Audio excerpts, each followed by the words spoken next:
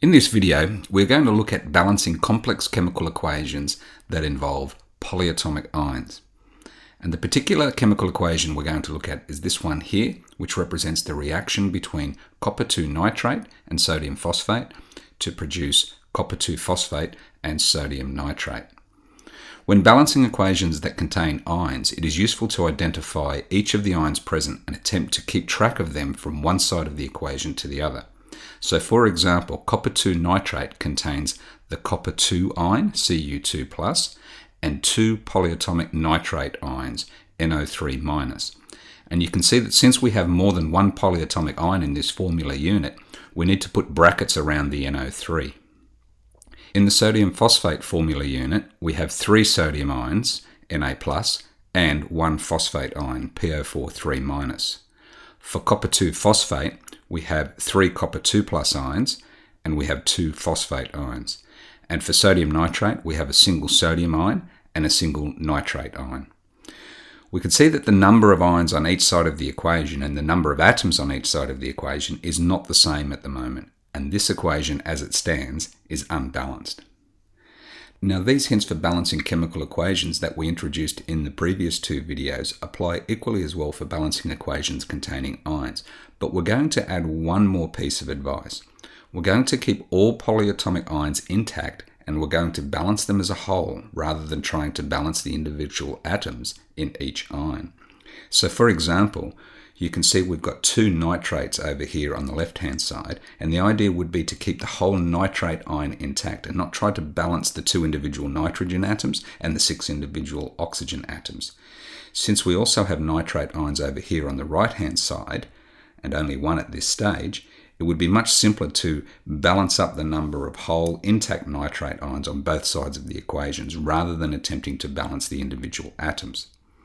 Similarly, we have a whole intact phosphate ion over here on the left-hand side, and we have two whole intact phosphate ions over here on the right-hand side. So I wouldn't be trying to balance the two phosphorus atoms and the 8 oxygen atoms individually. I would just keep the phosphate ion unit intact as a whole and just try to balance the number of whole phosphate ions on each side. In addition, we also have three monatomic sodium ions on the left-hand side and just one on the right-hand side. And we have one copper 2+ on the left-hand side, and we have three on the right-hand side. So we'll start by balancing up the copper atoms, or the copper ions, on both sides. We've got one on the left-hand side over here, but we need to have three to balance those on the right-hand side. The way we do that is to put a big 3 out front of the copper 2 nitrate formula.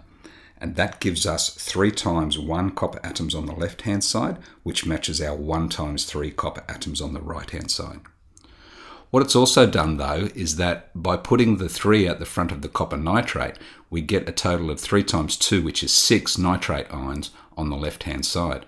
Originally in the unbalanced equation, there were 2 nitrate ions on the left-hand side, and then we put a big 3 out the front, which now gives us 6 nitrate ions on the left-hand side. At the moment, we only have 1 nitrate ion on the right-hand side, so in order to get 6 nitrate ions on the right-hand side, we put a big 6 out the front of the sodium nitrate formula, which gives us 6 times 1, which is 6 nitrate ions on the right-hand side, and therefore equal numbers of nitrate ions on both sides.